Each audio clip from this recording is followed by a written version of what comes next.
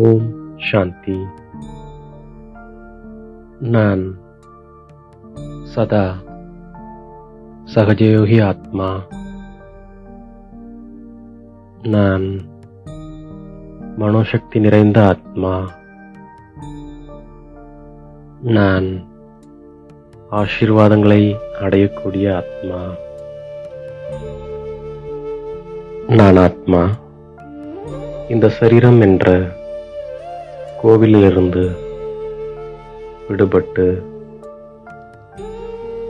ஒரு ஃபரிஷ்தாவாக பாப்தாதாவை சந்திப்பதற்காக நான் வதனத்தை நோக்கி பயணம் செய்கின்றேன். வதனத்தில் பாப்தாதா என்னை அன்போடு வரவேற்கின்றார். நான் அவருடைய அன்பில் திளைத்தபடியே நான் அவர் முன்னால் அமர்ந்து ஆன்மீக உரையாடல் செய்கின்றேன். இன்று உயர்ந்ததிலும் உயர்ந்த தந்தை தன்னுடைய நாலாபுறங்களிலும் உள்ள சிரேஷ்டமான குழந்தைகளை பார்த்து மகிழ்ச்சி அடைந்து கொண்டிருக்கின்றார். நீங்கள் கல்பத்திலேயே உயர்வானவர்கள், சிரேஷ்டமானவர்கள் ஆவீர்கள்.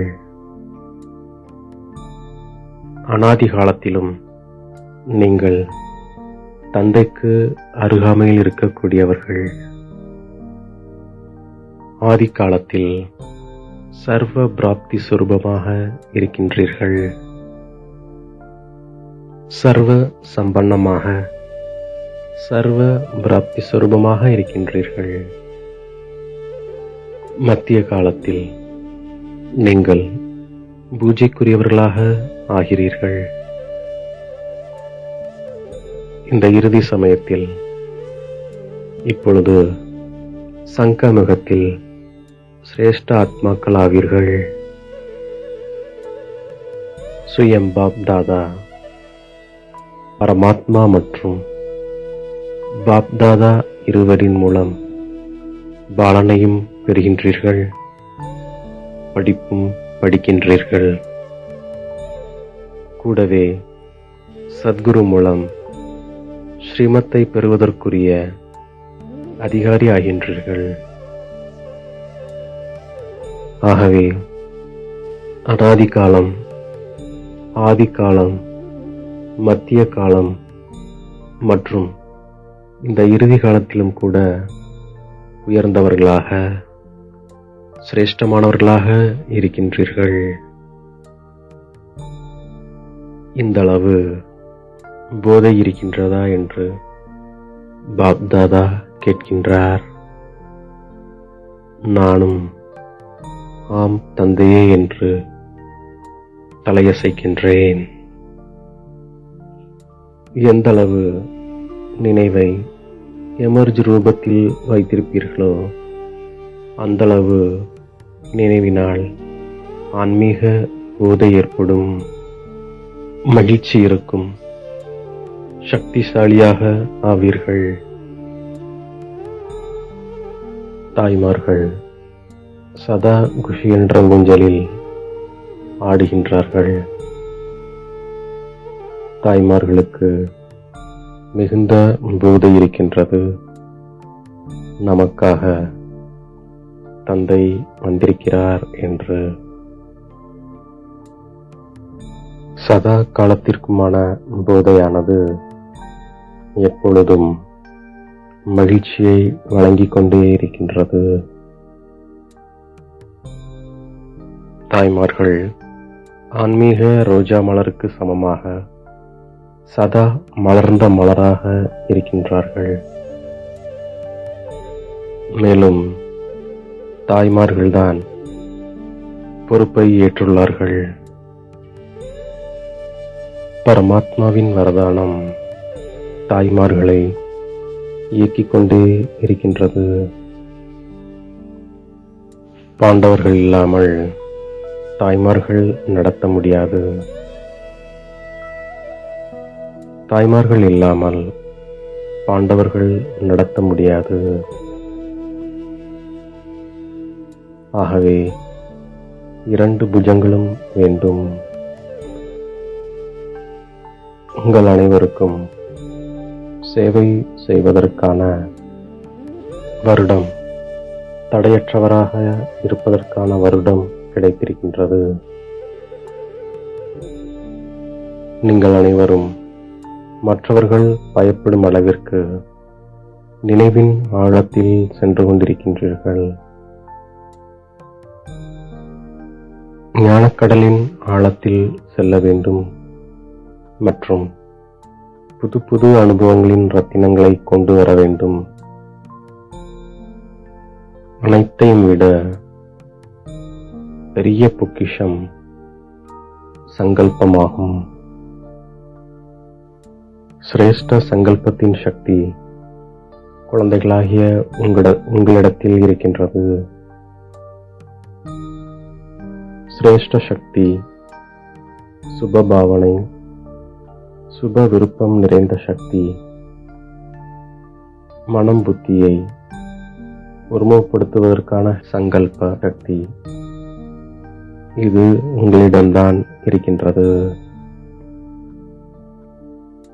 எந்தளவு முன்னேறிக்கொண்டே செல்வீர்களோ அந்தளவு சங்கல்ப சக்தியை சேமிப்பு செய்து கொண்டே செல்வீர்கள்.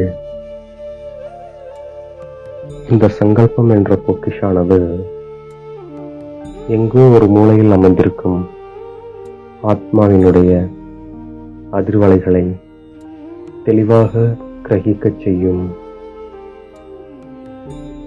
ஆக இப்பொழுது ஒருமுகப்படுத்தும் சக்தி மனம், புத்தி ஆகிய இரண்டுமே ஒருமுகப்பட வேண்டும். இப்பொழுது கிரகிக்கும் சக்தி வரும். மிகுந்த அனுபவம் செய்வீர்கள். அமைதி சக்திக்கு முன்னால் இந்த அறிவியல் தலை வணங்கும். எனவே சங்கல்ப சக்தியின் மீது கவனம் கொடுங்கள், சிக்கனப்படுத்துங்கள், சேமிப்பு செய்யுங்கள். இந்த சங்கல்ப சக்தியினாலேயே பிரயோகி ஆவீர்கள். அமைதி சக்தியை பிரயோகம் செய்வதற்காக ஒருமுகப்படுத்தும் சக்தி தேவை மற்றும் ஒருமுகப்படுத்துவதற்கான மூல ஆதாரமாக இருப்பது மனதின் கட்டுப்படுத்தும் சக்தி. இதன் மூலம் மனோபலம் அதிகரிக்கின்றது. ஒரு நொடியில் எங்கு மனதை விரும்புகின்றீர்களோ, எப்படி விரும்புகின்றீர்களோ, எவ்வளவு நேரம் விரும்புகின்றீர்களோ அந்த அளவு கட்டுப்படுத்த முடிகின்றதா? சங்கல்பத்தினுடைய ஆதாரத்தில் பேச்சு மற்றும் கர்மம் தானாக வந்து விடுகின்றது. சங்கல்ப சக்தி சக்திசாலியாக இருக்கிறதென்றால் அனைத்தும் தானாகவே கட்டுப்பாட்டில் வந்து விடுகின்றன. உழைப்பில் இருந்து தப்பித்து விடுகின்றீர்கள். தந்தை அனைவருக்கும் சிரேஷ்ட சங்கல்பம், சுப பாவனை, சுப விருப்பம் நிறைந்த சங்கல்பம் என்ற பொக்கிஷத்தை கொடுத்திருக்கின்றார். சிரேஷ்ட சங்கல்பத்தின் மூலம் செய்யும் சேவையினால் அனைத்தும் சேமிப்பாகிவிடும். சங்கல்ப சக்தியை அதிகரிப்பதினால் பிரத்யக்ஷத்தாவும் சீக்கிரம் ஏற்பட்டுவிடும். அதனால் சங்கல்ப சக்தியை அதிகப்படுத்துங்கள் மற்றும் பயன்படுத்திக் கொண்டே இருங்கள் என்று பாப்தாதா இப்பொழுது கூட மீண்டும் கவனத்தை ஏற்படுத்துகின்றார். புரிந்ததா என்று பாப்தாதா தனது உரையை முடிக்கின்றார். இப்பொழுது என் தலை மீது கை வைத்து வரதானங்களை வழங்குகின்றார். சிரேஷ்ட ஆத்மா, முதல், இடை மற்றும் கடைசியில் சிரேஷ்ட பாகத்தை நடிக்கக்கூடிய ஆத்மா, சதா தன்னுடைய சிரேஷ்ட சங்கல்ப விதியை அனுபவம் செய்யக்கூடிய ஆத்மா, சதா சகஜயோகியின் கூடவே பிரயோகி ஆகக்கூடிய ஆத்மா, சதா சங்கல்பத்தின் சக்தி மூலம் சர்வ சக்திகளை அதிகரிக்கக்கூடிய மனம் மற்றும் புத்தியின் மீது கட்டுப்பாடு கொண்டிருக்கக்கூடிய சதா பிரயோகி ஆத்மா, இந்த கடைசி பிறவியில் கிடைத்துள்ள அனைத்து சக்திகளையும் பயன்படுத்தக்கூடிய மனோசக்தி நிறைந்த ஆத்மா, உள்ளபூர்வமாக சேவை செய்து ஆசீர்வாதங்களின் கதவை திறந்துவிடும் ஆத்மா, தந்தை கொடுத்த அனைத்து வரதானங்களையும் என்னில் நிரப்பிக்கொண்டு தந்தையிடமிருந்து விடைபெற்று மீண்டும் இந்த சரீரத்தில் அவதரிக்கின்றேன். ஓம் சாந்தி.